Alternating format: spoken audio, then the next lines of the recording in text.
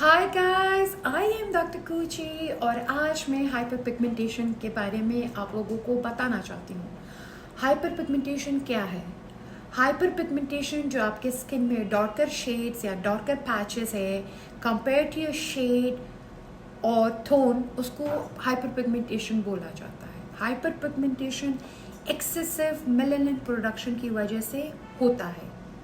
Hyper pigmentation के different types होते हैं, जैसे age spot, melasma, post inflammatory hyper pigmentation. Age spot जिसे हम लिवर स्पॉट भी बोलते हैं, ये ओल्डर एडल्ट्स में होता है और ये ओवर सन एक्सपोजर की वजह से होता है। Usually black, tan brown colour में होता है और यूजुअली आपके वो जो एक्सपोज एरिया है, जैसे आपके फेस, आपके हाथ, उन जगहों पे ये होता है या आता है। नंबर 2 है मेलेस्मा। मेलेस्मा जिसे हम मास्क ऑफ प्रेगनेंसी बोलते हैं, जो प्रेगनेंसी के दौरान और चाइल्ड बर्थ के दौरान होता है और ये यूजुअली आपके फोरहेड, आपके फेस, आपके बॉडी में, आपके स्टमक में आता है। यूजुअली कंपेयर टू जो एज स्पॉट, ये लार्जर पैचेस होते हैं, साइज में बड़े होते हैं।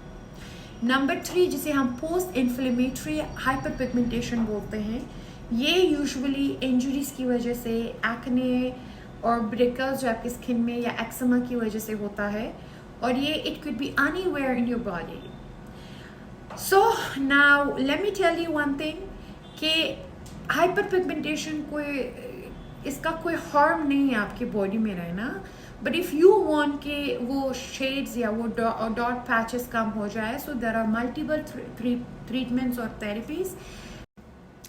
So yes, there are multiple treatments and therapies for hyperpigmentation.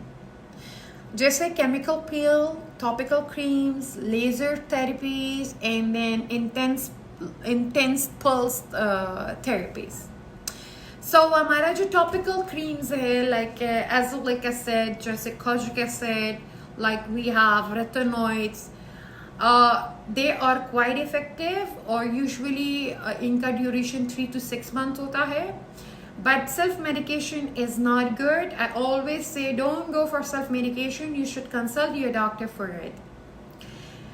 और क्योंकि इन क्रीम से या इन टॉपिकल क्रीम और मेडिकेशन से you may get like irritation or some reactions. So इसीलिए you should get these topical creams under the observation or prescription of a dermat. Then आता है हमारे chemical peel, जो मेरा favorite है. I recommend to my most of the patients to go for chemical peel and microneedling. Chemical peel is very effective and आपको बहुत कम समय में अच्छा result देता है. Then we have laser therapies, जो different type के lasers है, you can go with them too. But मैं personally I don't prescribe laser. फिर there are home remedies too, जैसे बहुत लोग बोलते हैं like you should go for aloe vera, but scientifically I haven't read any research paper जो इसको support करे.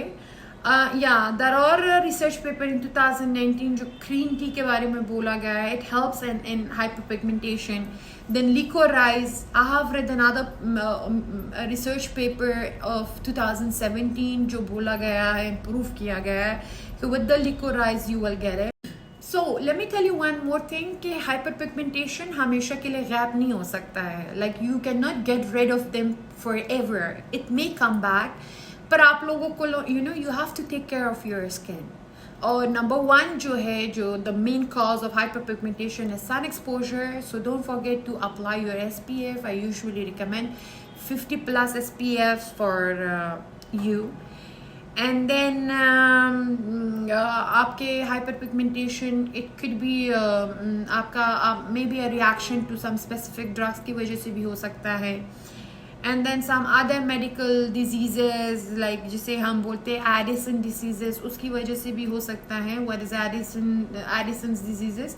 आपके बॉडी में excessive iron produce या होने की वजह से भी आपको hyperpigmentation हो सकता है. So that's all for today. Thank you so much guys.